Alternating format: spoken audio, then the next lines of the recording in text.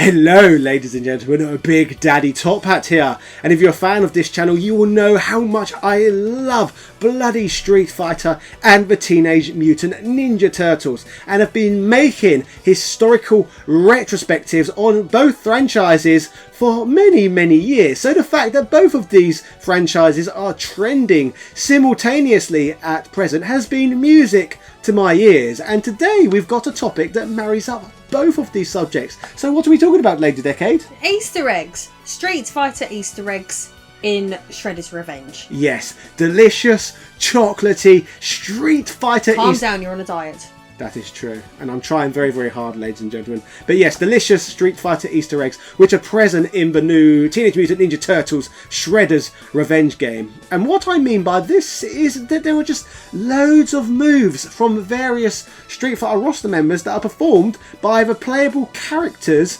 within the Turtles game. So, which move did you spam a hell of a lot during our cooperative playthrough? Flying headband. By who? Michelangelo. And who does that in Street Fighter? E-Honda.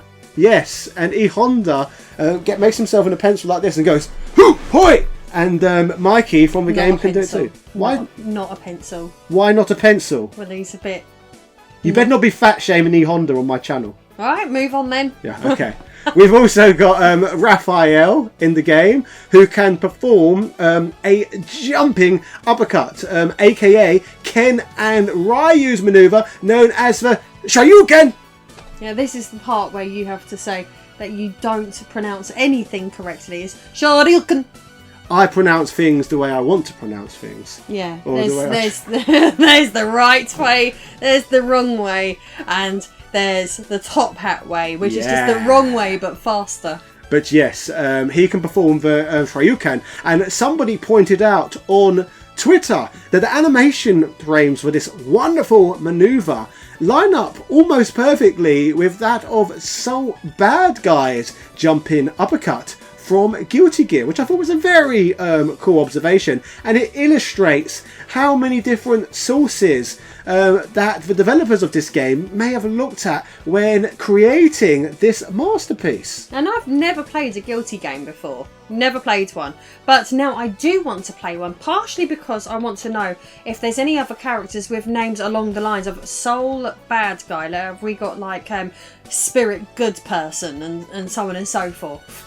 That is interesting to me. But also, now that I've had a good old taste of this new, Turtles game that's out, it's now making me feel interested in having a go on some other things that I've never had a go on before. Well, for you and all of my audience watching at home, if you want to learn more about Guilty Gear, I made a video of it a few years ago on this channel, so I will put a link to it at the end of this video. As for this video though, April appeared in the game. The first time she has been playable in an official capacity within a Teenage Mutant Ninja Turtles game, and being a woman, she has got a particularly womanly maneuver. She can do Chun-Li's up kicks, which I thought was pretty cool. Would you agree? Yeah, I think, well, yeah, it is what it is, really. You've got a lady doing the same moves as another lady, and it all ties in very nicely. Yes, cohesive.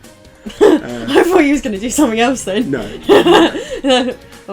You've also got Splinter playable in the game, and he can do another Ryu and Ken move. He can do a Hurricane kick, a maneuver which is also used by Bimmy and Jimmy from the classic Double Dragon beat 'em ups, or considering that Shredder's Revenge has been developed in Montreal in French Canada, I guess they would refer to him as Bimmy and Jimmy's moves. Would you agree? Which is a better pronunciation than your pronunciation of some French names in your most recent video. Oh my god, even Cyrilly. Yeah, I say that, yeah. Cyrilly. I am sorry to any of the developers who just happen to be watching this tripe. Yeah, I refer to someone in it as Cyrilly, and I've got quite a few other French names wrong. But Belsies or something. Let me defend myself. It was about 3 AM in the morning as the topic was trending on. I needed to get the video out as quickly as possible. So I think a few dodgy pronunciations. Things could have been worse. At least you got T. Lopez's name correct, so that's fine. That's something. Fine. We've also got in the game, look at my list, Raphael can perform Kami's super combo from Street Fighter Alpha 3, which I will note, although flashy, for some reason it doesn't look anywhere near as sexy as when Cammy performs the manoeuvre. Well, Even though, let me add this last, even though Raphael is wearing even less clothes. well, it depends what your tastes are, doesn't it? Yes. You might be into that.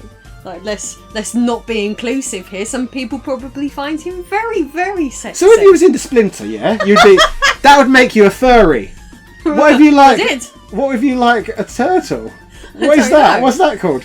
Somebody let us know in the comment section what fetish that is, because I'm not quite aware. Well, no, I know what the name is for it, but I just don't want to get demonetised. Oh, fair enough. We've also got Donatello in the game, who has his classic bow staff, and because of that, he can use Billy Kane's manoeuvre, who appeared within Fatal Fury and Final Titanic. Fight.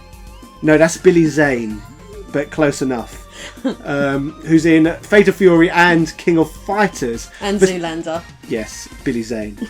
But as for Billy Kane, he's the same Billy Kane who, for some reason, Dave Perry from the series Games Master appeared to completely base his look on. This was obviously the same man who's still famous to this day for throwing a tantrum over losing in Mario 64 on live television. So yes, there is a real life Billy Kane out there, and he certainly isn't good at Mario 64. But let's not get sidetracked too much. Yeah. This game obviously also introduced Casey Jones to an official Turtles beat 'em up as a playable character for the first time, and he can take his baseball bat and spin it round and round and round, a bit like Mike Haggar's and Zangief's spinning arm thingy, but with a baseball bat instead. If you look even further back, another character in Street Fighter did that with a weapon, and that was Eagle, who appeared in the original Street Fighter and also the Capcom vs SNK games, and I believe he did it with a nightstick, like the Big Boss Man, a nightstick, but or maybe I do though. This is like